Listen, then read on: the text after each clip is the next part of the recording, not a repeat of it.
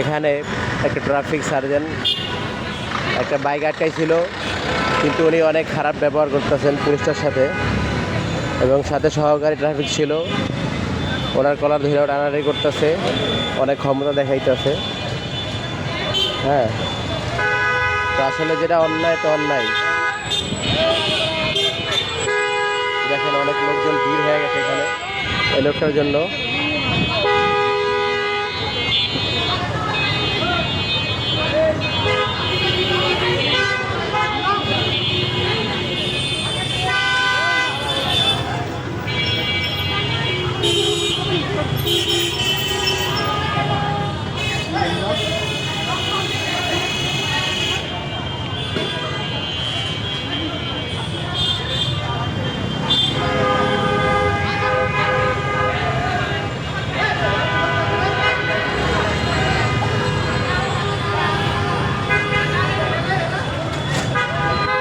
দেখেন আসলে এগুলা